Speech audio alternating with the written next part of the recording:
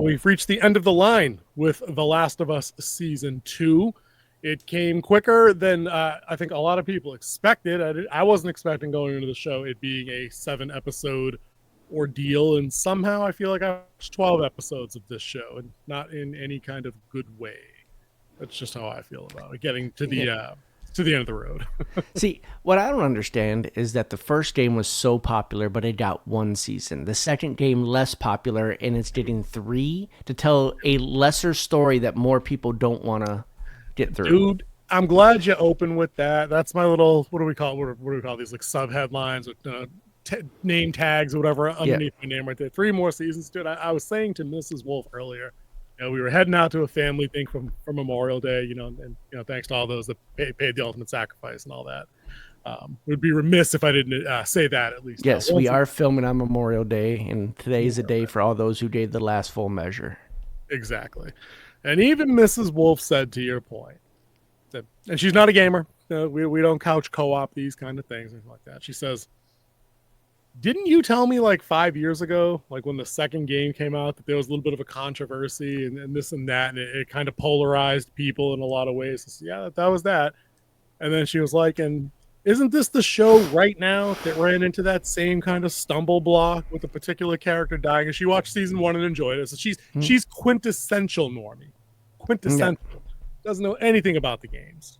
Like Joel and Ellie from the TV show in season 1 for all their limitations and storytelling that we got in that show in a couple of different ways. And even she was put off by the notion that Joel's not a regular part of this TV show, because to her it's just a TV show. It isn't a game following a script. It's a weekly thing that's brand new. So yeah, quintessential normie is Mrs. Wolf, just to repeat myself due to the little technical glitch we just had there. So if she's not on board for where this show's going, and she's waiting on my response to like how season 2 went down in totality, because she trusts my word on these kind of shows. Our political tastes kind of are in line, and what we like in media is mostly in line for a lot of things. So she knows I'm a reliable source. And if I go upstairs and say, hey, it ended X, Y, and Z. If you like the story of Joel and Ellie as a complete thing, season 1 is for you. Just watch that and then jump off the train. And like we were talking at the end of last week, the numbers are out on this show since Joel departed, right or wrong, for whatever reason. And you can accuse, blame, tell on, whatever you want to do. People are not watching this show after that episode going forward. It very much is playing out like the Power of Many episode of The Acolyte. You can draw whatever comparisons you like. People aren't on board. So like you were just saying, man, you're going to take the second game that's not as impressive, that didn't break any ground, to bring in like new fans, like diehards that are going to buy remasters and talk about the story. And you're going to give that 3 seasons? Really? You're out of story as it is, in my opinion. Like, this is already looking like it's going to go off the rails, especially with how they set up the cliffhanger, the second and final cliffhanger at the end of this episode. We know we're getting Abby for season 3. We knew that. Yep. I predicted that how many episodes ago? All of them ago. I also told you that I knew that one thing was going to happen to that one male character for sure, and that happened.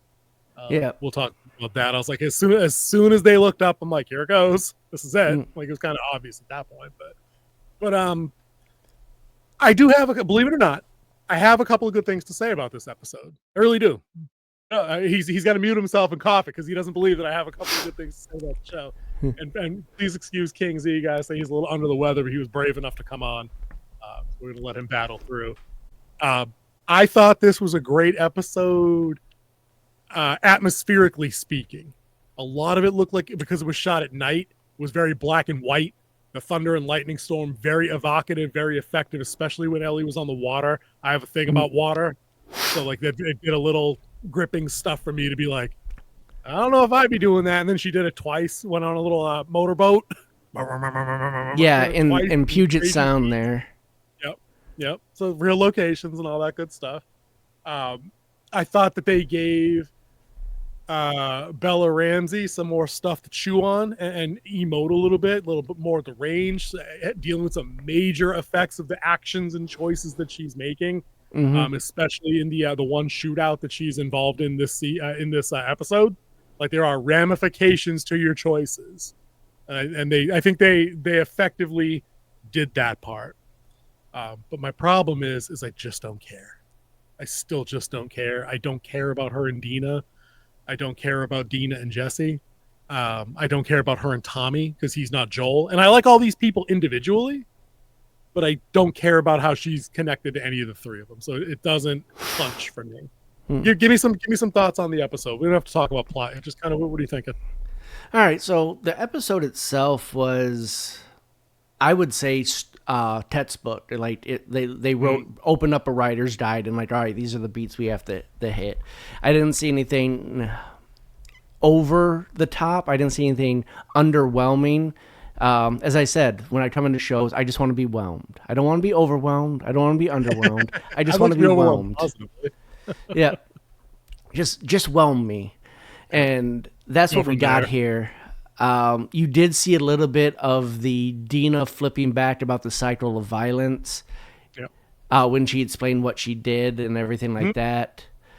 I thought that was good. Yeah. Yeah. We also saw Jesse, and boy, if you did a drinking game for how many times he said community, you would be plastered. That's why community is my tag level right there. 5 times in 17 seconds. Yeah, community. Are you going to community college or is that your favorite show? I'm just saying. We get it, dude. You're a commie. We get it. Yeah. And I still like him more than the other characters on the show. Imagine that. I mean, he's very capable. He's very intelligent in what he does, but like the person who wrote him could have used different words. That's who I'm blaming here, is that they got so redundant. And I've made this mistake too. When I one of the first times I was DMing for a group, I kept hammering in one point, and it wasn't connecting with the players, but I kept hammering on it. And that's the same thing that I saw here, is that they just kept hammering that community thing and just really didn't play with me, because the community let her down, but they also they're not that type of community where it's like they're not totalitarian. Yep. Totalitarian. Yeah, that's it. Yeah, they're a democracy. They're a popular vote. Yep. But they also don't stop you from having your own freedom. So because they voted no, okay, don't send them. I'm still going. They're not a cult. They're not like the Seraph, the actual cult in the show. Yeah. I wanted to point out, though, in that scene, the impetus to that scene, of course, is that Jesse voted no. Told you. Because I told you at least one of them did. Yeah. At least one of him or Tommy did. So we're gonna do it for one of the NPC ones voted yes. Yeah. Which is good, but that's good, and that's if we were to actually go back and check when we were talking about that episode, I think it must have been 3 because Joel died in 2 when they had the big town hall scene. It must have been 3. Then either he or Tommy needed to be publicly to Bella Ramsey, to Ellie, sorry.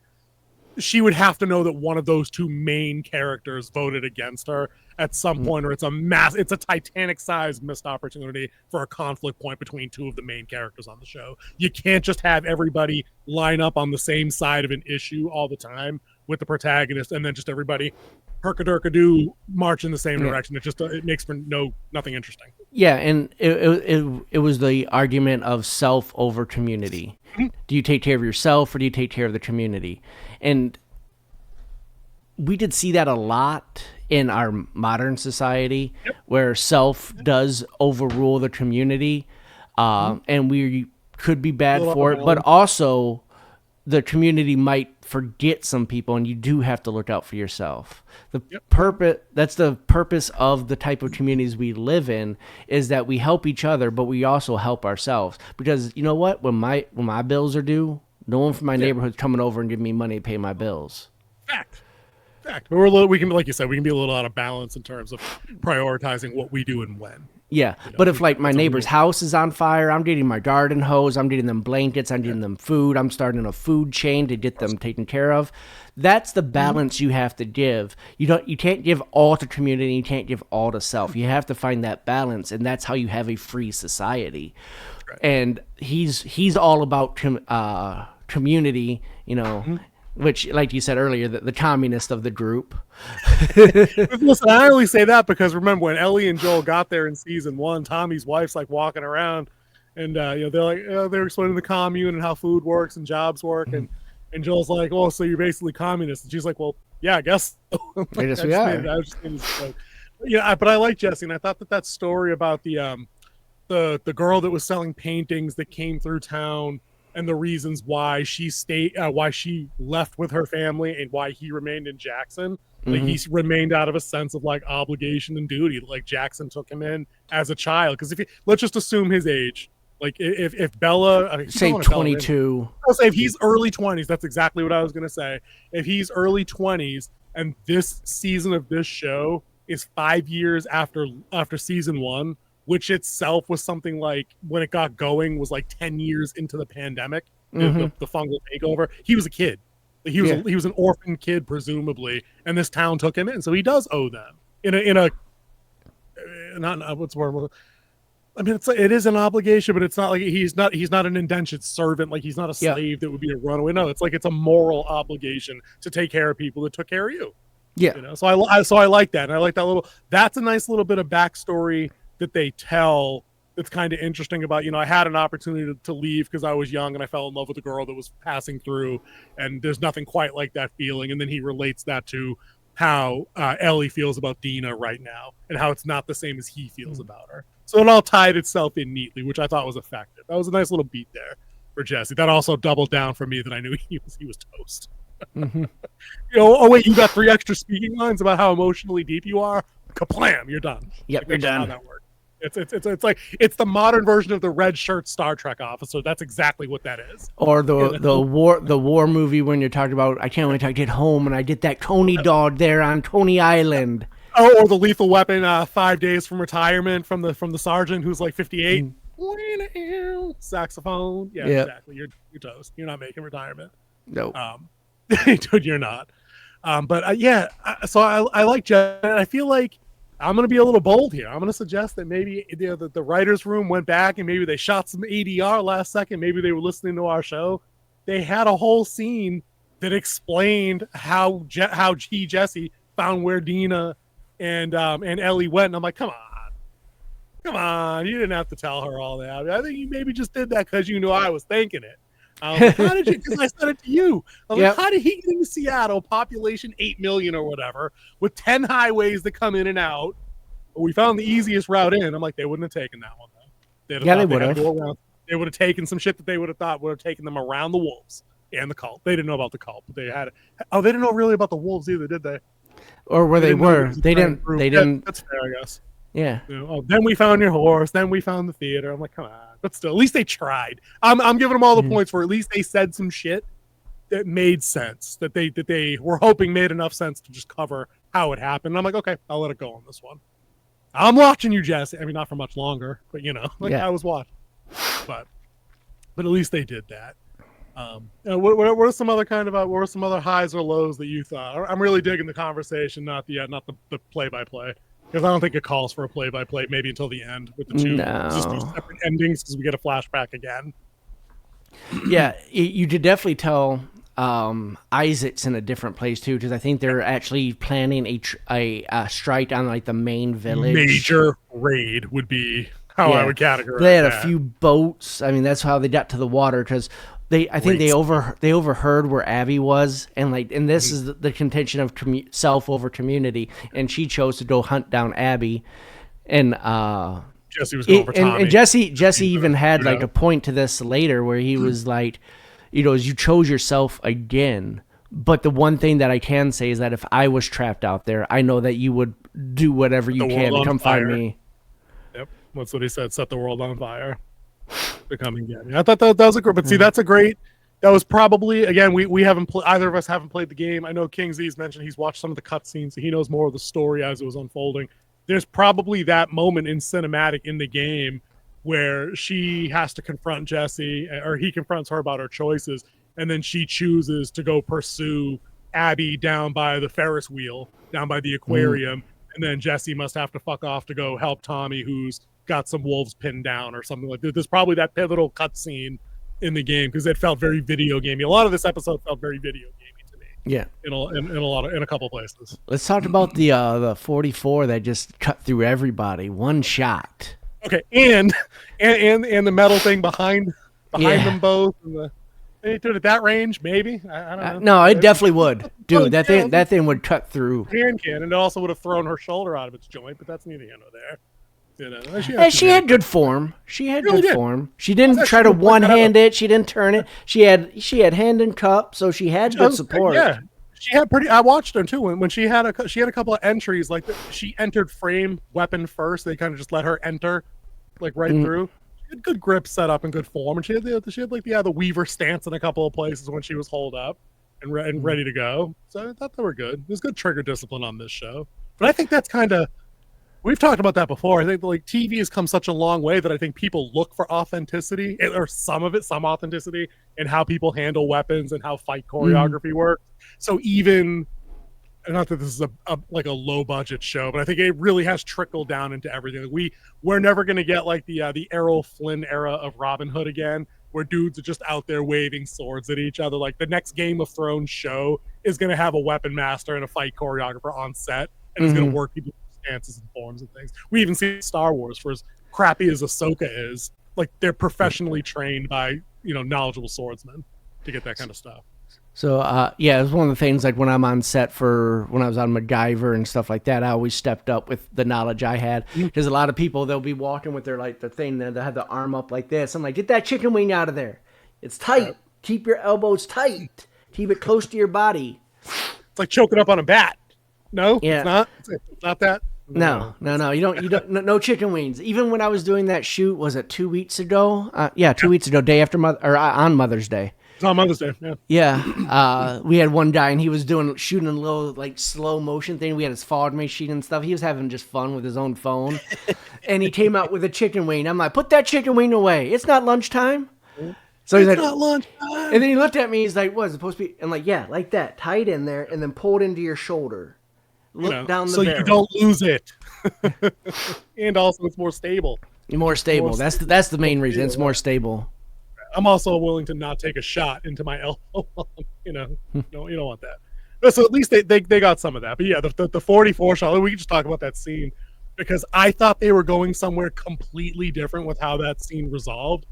And it didn't. And I'm like, okay, you fucking coward. I can't believe you did that. Not the shot. Just how she resolved it. But the guy did the tropey type reach for the gun, and dude, the one shot had him doing it real quick, and then when they did the cutback, he's like, "Oh, there's a gun." You know what the best part of that whole thing was? Is that dude's taller than you? You're like 6'1", right? You're about 6'1", 6'2". I'm 6. I'm 6 even. You're a couple. You're inches so tall than I am, right? That dude was a couple of inches minimum taller than you. He was a tall dude, right? So this dude is looking at a table that's got his map on it. And he's going through the discussion with the other girl about Abby's here. We're gonna do this. I'm gonna leave. Come back. It was a little confusing. That's gonna be your King Z clue me in segment when we get to that. All right. But they wanted me to think that for some reason he kept his gun on the shelf under the table below waist level, and this dude's like 6'4". Like this dude had to Mr. Fantastic himself to reach under and grab that gun to whip it around and take a shot. No wonder you took 44 to the neck. That's why you're dead. Because the gun should have been on the fucking table. Yeah. What is it with these people? They live in a zombie world. Where are all the guns? Why are they not with you when the plot doesn't need them to be? You know? Yeah. Ellie's literally the only one that always has her gun. That's it. Everybody else is like, don't need them. Now Jesse's always had his gun. True. He's always got that rifle up. I'll give him that. He really does. Good. That's why he was my favorite character. Now he's fucking dead. Shot in the face. Shot in the face. Stop shooting people in the face. Anyway, but that was a pretty good scene. Like, walk me through what you thought of the 44 shot, and like what she was bargaining for, and then like what the ultimate outcome was when they did the big reveal. So I thought that she wasn't close enough to hit that shot to the jugular. I did not think it was that close. Like you saw it hit, and then you saw where it hit the behind, and she was standing like right here. It was a little skewed off. Yeah, just a little cued off. And I know they have to shoot it a certain way to make it look good. Because if she's like covered by him, you're going to miss something. It was like when we were shooting my short film, and like the two soldiers would have walked in a single file line as they were sweeping through, but we off-centered it so you could get a better shot of the two. That's just something you do for movies and stuff like that, so you can see them all, even though you still get the illusion that they're in a straight line. I think we needed to bank on that too, because of course he take the guy, I don't even remember his name, Adam, whatever it was. He takes a shot to the base of his throat, so it's still pretty tall for him. I'm being a tall person, pretty tall. So unless the girl that got shot behind him was also suitably tall, there's pretty much no way that bullet goes through him and then hits her low on her neck as well, and nicks her open. Because Ellie would have had to shoot up, right? So but what you go, those things are like I'm not here to redo the Seinfeld episode of the magic bullet with the Kennedy thing and then it tumbled and then the magic spitball. I can't do that. We're not here and then it did a U-turn, came back around in midair. Yeah, and then we don't need to do all that.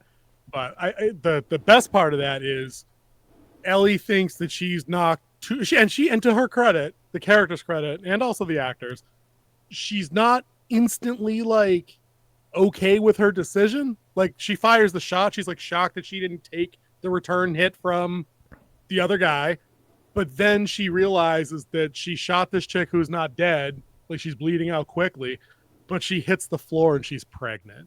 Yeah. Womp womp. And she's asked her to cut it out of her.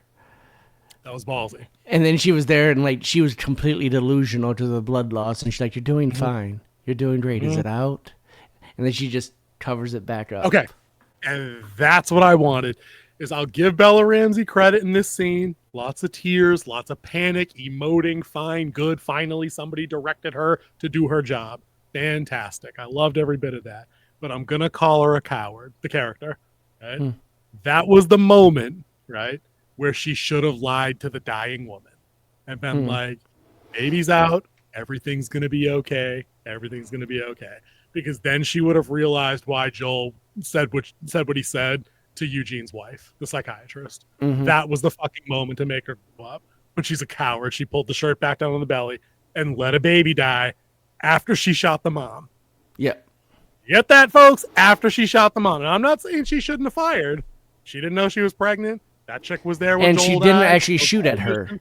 And right, but you gotta assume anything downrange, you're obliterating when you fire a shot. Yep. It's still on her. Yeah, but the shot itself wasn't directed at her. She didn't kill the mother on purpose. But had the mom pulled a 9 out of her pocket or something, she would have gone off, Ellie would have dropped her hard and cold, and she should have, because that's a life or death. Yeah, so that goes with the conversation we had the other day about the kid who got shot by accidental, and it would go and he got put in a wheelchair, and would the guy get 25 to life? And it depends on the intent of what he was shooting. Right. Was he shooting with the intent to kill somebody, or was he firing in self-defense as someone was firing at him?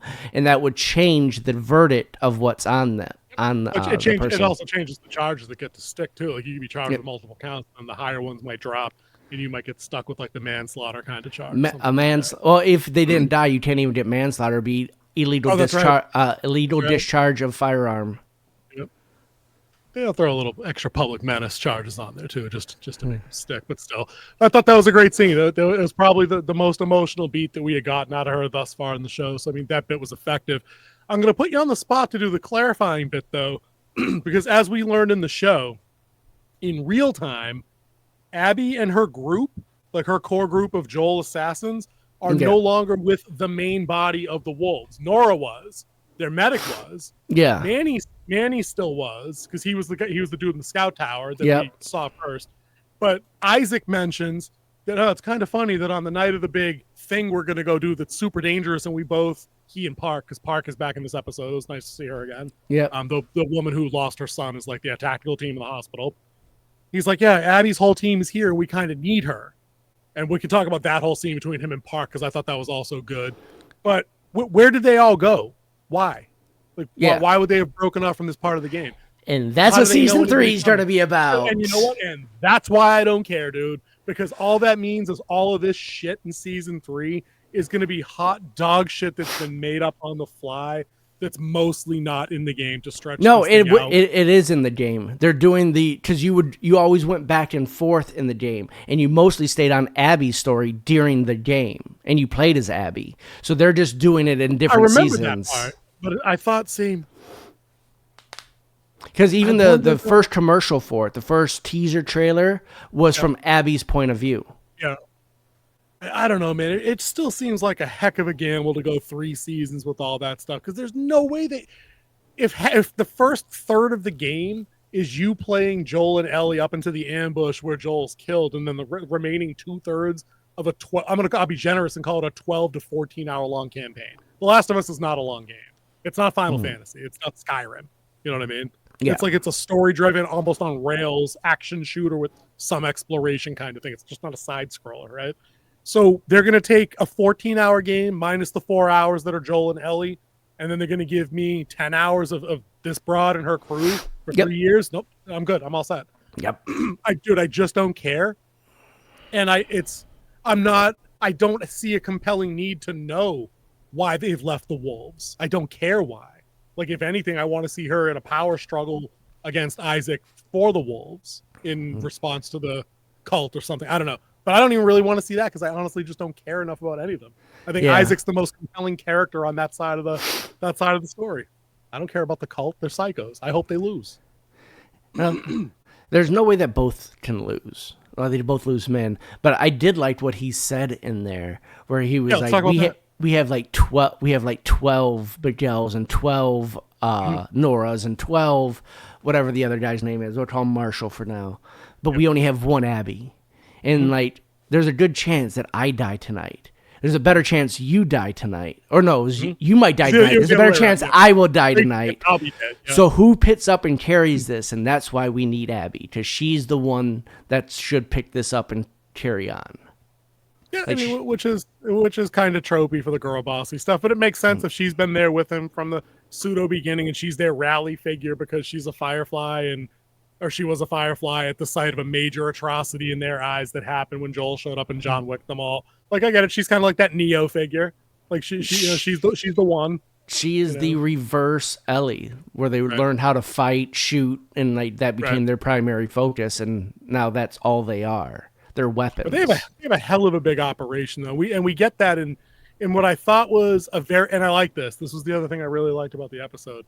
It felt very video gamey when I think it was Manny came to wake what's her name up? Abby. To wake Abby. She's sleeping on the couch. So yeah, I'll be right out. I'll be at the meeting in 5 minutes. She walks out onto her balcony and she's looking inside. What's the football stadium in Seattle? I was going to call it the Superdome. I know it's not. No, it's not the Superdome. It's like SoFi. I think it's SoFi Stadium. It's that's what I'm saying. It's their football field, but it's been reconverted into like the Wolves' base. Best use of that football field ever because the Seahawks suck. Fact. They got greenhouses and farmland set up. They got like watchtowers. They got all kinds of gangster shit going on, like contained within this head. It looked very super villainy, G.I. Joe, Cobra base kind of thing. You know what I mean? It looked good, right? But when she's walking, she comes back in and she walks out of her room where she's sleeping into the hallway, and the camera's right over her shoulder, and it looked a little extra grainy. And I was like, oh, dude, it's like the video game transition where it cuts out of the cutscene and it puts you into the player, and then you're slow walking towards what you're doing. I was like, all right, I'll give them credit for that. That at least aesthetically looked all right, you know? And the bits on the water, like I said before, like when Ellie was on the beach and she was going to take a shot at the two people that were down on the dock on the wharf, and she's got a little handgun. It's storm and thunder and lightning. There's no shot she's going to hit anybody in the dark. But she was going to try. She was going to try, and she would have missed. And then one light comes on in the water. And I'm like, oh, crap, there's a boat. And then another one. And then literally there's like 8 of them. Yeah. And I'm like, oh, probably a good thing you didn't go hauling off and just... Anyway, I started blasting. Like, it's a good thing you didn't do that. Because that'd have been bad. It shows restraint. It showed some restraint, which was good. But everything on the water I thought looked great. That thunderstorm was something else. Yeah, it was really good shot scene. I will never say anything bad about the visuals in this show. Great. The art department, the props people, hats off. The wardrobe people, hats off. You guys did a fantastic job. You people should be awarded for your efforts in this. So it wasn't gone unnoticed. No, the technical side of stuff hasn't gone unnoticed. I think that where this show, I think it's just based on a story that was somebody's passion project. It was Druckmann's passion project to write Abby, to tell this story, to Rian Johnson subvert my expectations. I hate even saying that expression. And it doesn't translate into people being interested in it. It just doesn't. And the numbers don't lie. Yeah, the character stuff falls apart in a lot of places, like in particular with Dina, right? In this episode here, this is where they address the crossbow bolt in her leg, right? And Jesse's about to do some field treatment, right? And he's like, if I pull it out, I'm going to nick an artery. You're going to bleed out. I'm going to push it all the way through. I'm like, oh crap, that sucks. We've seen that kind of thing in any movie ever where somebody takes an arrow wound, right? So he took an arrow to the knee. She's no longer a venture. So he douses the wound site and the crossbow with alcohol, and he's about to slam it through. And he offers her the flask, and he's like, "Drink some." And she's like, "No." And he's like, "Drink some." And she's like, "I said no." And I'm like, "All right." So tell me you're pregnant without telling me you're pregnant. And that's not even it though. See, that's just the obvious, right? The part that chaps my ass. Right, the part that super chaps my ass is this chick is worried about the effects of alcohol and a fetal alcohol syndrome from taking a shot of alcohol while you've got a potentially life-threatening wound and you're on the run from like a hostile occupying force, right? And her concern is the baby, which is cute, which is fine. Have that instinct. But you still told Ellie you were going to stay and go on the mission to go kill people. So now you care? Now all of a sudden the maternal instinct is a thing? I can't have a shot of alcohol for like some antiseptic and like some pain managing properties. One shot, right? Yeah. You weigh 105 pounds. You could probably have a shot. You'll be all right. People smoked for years through the 70s, drank years, 60s, 70s, 80s, and not everybody was born FAS or low birth weight. Like shit happens. People have drank throughout human history through pregnancy, and we're all still here. Like you'll be okay, Dina. Right? Maybe you leave the vengeance quest and go home. And that's what I thought they were gonna do. I thought they were going to do that shit, so I was a little surprised. That was not the place. Let's go home. Oh, wait, you killed a couple people? You beat Nora's ass and left her alive? Maybe that's what she deserved. Okay, let's go home. Nope. You got one of them. Let's go. Right? And then now she has three of them. Three of them down. Two left to go. Just Manny and Abby, right? Was it just 5? Yeah, no shit. Yeah, it was 5, yeah. So she killed two birds with one stone. Literally. 44 caliber stone at less than 10 feet. So I mean, that impressive, but still, it was on a panic situation. It wasn't a quick draw McGraw situation, but she didn't do what she needed to do. But yeah, something about Dina hasn't rubbed me right. And like I think it's since she did the whole pregnancy thing, like with the reveal. I'm like, this character hasn't felt right, like at all. And like Jesse, so they resolved the whole "how did you find us" thing. Jesse's taking care of Dina. Ellie survived the hospital and she comes back in and doesn't really ever explain to Jesse what happened. But there's never a conversation between Jesse and Dina just when he shows up. Like there's no talk, there's nothing. Like, okay. Yeah. Guess it's not important. And then be a dad. And then the other person had to reveal it. Right. And she got duped into it. Yeah. Just shit, you were guessing? I'm like, yeah, I was. Thanks. Now I gotta get my child out of here. I love how he took ownership immediately.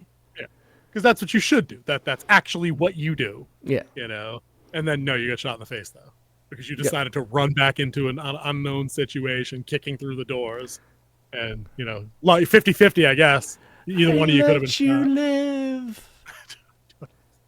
And this is the most frustrating part of this show is I see. What I'm just going to call it their global theme, like what they want. The cycle of violence is what this show wants to be about so bad. But you have to make me care about the people involved in the cycle of violence for that to work. And I don't care about Abby. You know why? I haven't seen fuck all of her at all to develop her as a character that's grieving the loss of her father and why that put her on a path of destruction to go kill Joel. I only know that because of the game. Anybody literally tuning into this season has only that one flashback scene to go on from episode 1, and that's it. Yeah. And then they get to see Joel save her life twice. Yeah. Before she kills him in cold blood. It just doesn't check. The cycle of violence thing doesn't work. So like they kick the doors in. Abby's like, "You killed my friends." Like, well, you just shot I keep calling him Glenn. I shouldn't. It's super douchey to call him Glenn. Gotta not do that. It's a bad look. I could call him The Last of Us Glenn. He's essentially the same character, not just because of his background.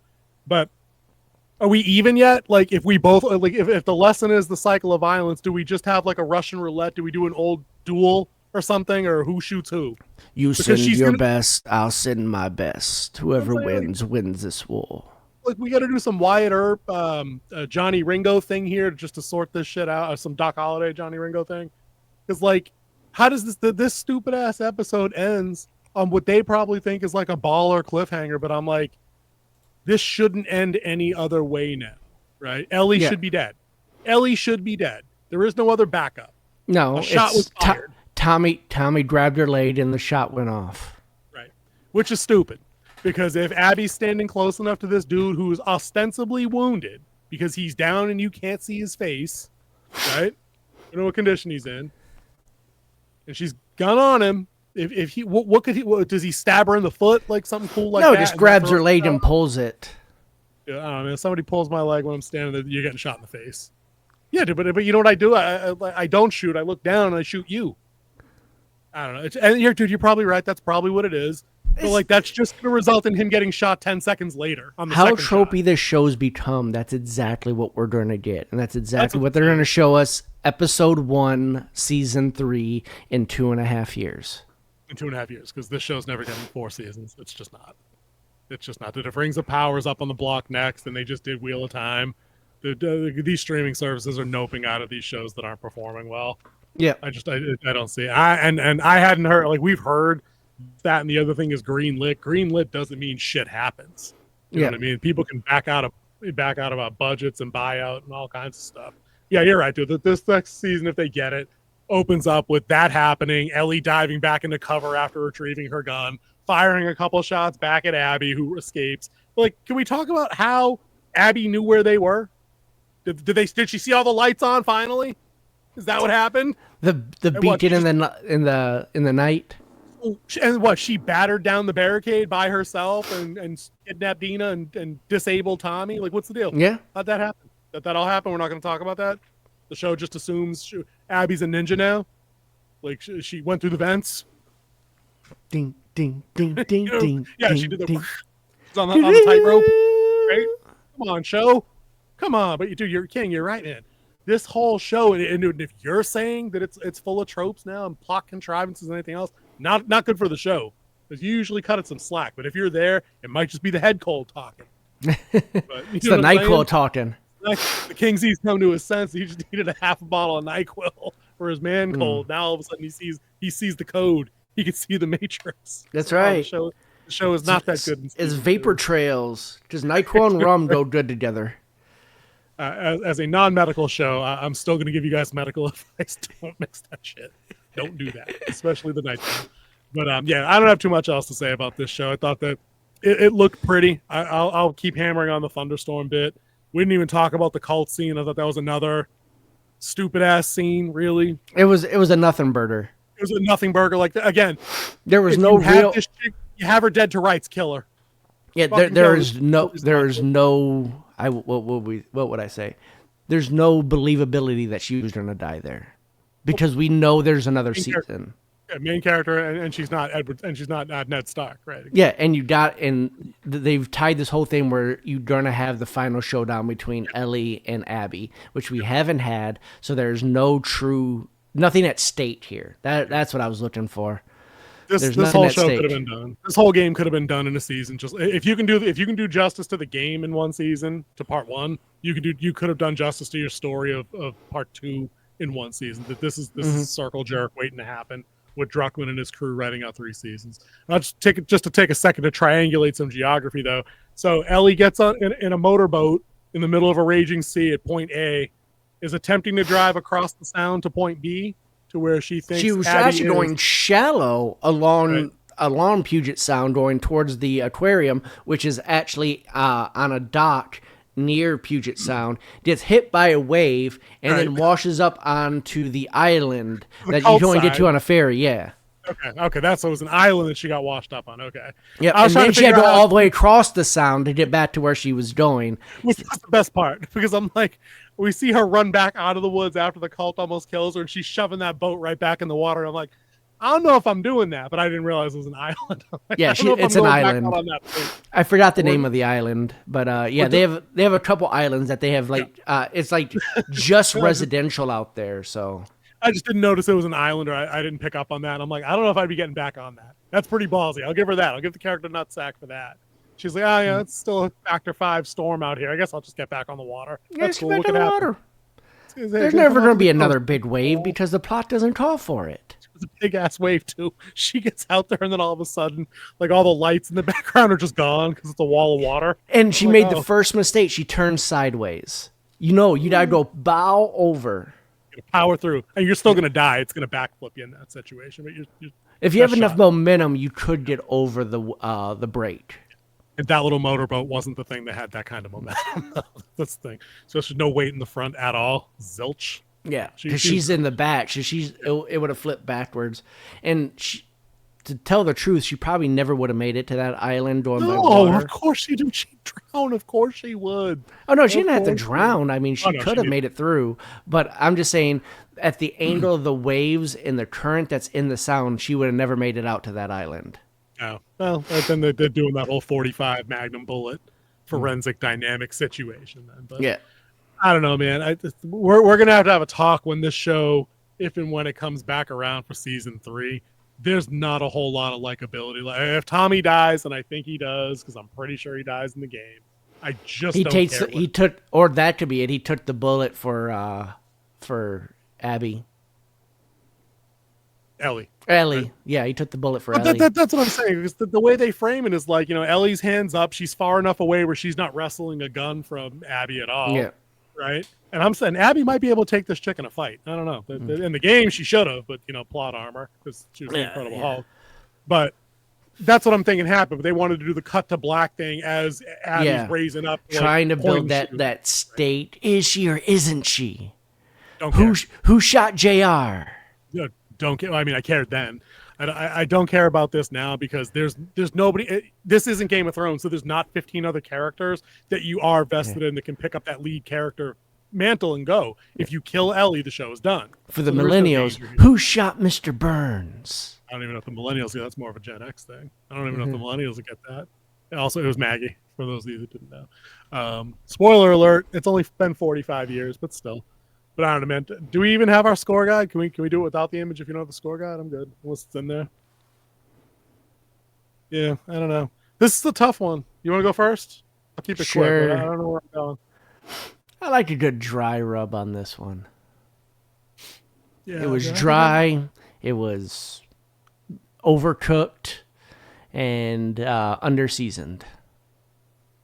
Yeah, probably the same. Maybe the high side. Maybe like a 5 on the dry rub. But also the aesthetics of the show save it every opportunity it gets. Whether it's the establishing shots in the ruined cities. Yeah. Any of the nighttime stuff again. Not even necessarily the stuff with the thunderstorm, but any of the movement through the rain-soaked streets. Art department. Thunders crashing. The art department slayed that. Yeah. Even the stuff in we've gotten more with the other cult in the woods. It's always backlit by torchlight in different places, so it's very ominous, very scary, very Dead by Daylight-y kind of feeling to me. So I mean, a lot of that stuff works. I just wish I cared about anybody on the show. So it's just not enough to sink teeth into it. All right, so give your full season review. I can do it in 15 seconds. For anybody that was waiting to watch this after watching and enjoying season 1, don't. This is not a watch situation for me. Overall, it's a very mid show. It stands on the strength of the technical aspects, like King Z stood out with the art, anything art department, any of that stuff, any of the costuming, any of the locations, how they shoot nighttime, how they shoot storms, all that stuff is great. You're not going to find any character dynamics here that I think you'll find endearing. They tried desperately early on between Ellie and Tommy to kind of replace the Joel Ellie thing. It's not enough. And you're either on board with Dina and Ellie or you're not. And I think that unless you're a teenager, unless you're probably a teenage female that likes the nervous, jittery first love story, you're not going to find anything in it because I just don't think these two have any chemistry together as actors at all. I wouldn't. This is a not watch, so I'm never going to watch this again. All right. You? So overall, I think they wrote 3 really good episodes, and then they did Mad Libs for the rest of them. Oh God, that might be the most damning critique I've ever heard you give something. But I feel I can see it. Yeah. I can literally see it. Yeah, just fill in this point at here, and just color by numbers. Yeah, First 3 episodes were really good. I did like the first 3 episodes. Even though Joel died in episode 2, I liked how they did it. They gave us 3 really good episodes, and then you just kind of hung in there for the next 4, waiting for them to return back to what they did in the first 3. So, like I said, first 3 really good episodes. That's what got it greenlit, and then they did Mad Libs for the rest of it. And then they're like, "Well, we can't finish the story. We need more money." God, to do what? Like, for fuck's sake, just have your 8 or 9 episodes, have her finish the Kill Bill list, and square off with Abby in the last episode. Season 1 and Season 2, 2 12-episode seasons would have knocked this out easy. How many? This was how good Andor did with 24 episodes. Look how much they did. Yep. With an ensemble cast. And that was a character that was made up for 1 movie. Who was the least interesting part of his own show in 2 seasons for a lot of people. A lot of people have had that criticism. But I think that's a great point to close on there. If we're comparing it to Andor, you could literally compare Andor to something like House of the Dragon or Game of Thrones. Like, that there are different characters that have different outlooks, philosophies, skill sets, backgrounds, all kinds of cool stuff. And they're in different places doing different things. So if one of them gets the tragic end, there's other stuff you're still in for, and then you watch the next hero rise. Yeah. You know what I mean? But to be fair, Game of Thrones has, 8 books or whatever. Well, it has 6 because this dude doesn't do his job, but that's neither here nor there. But yeah, once you lose 50% of your mains, what do you do here?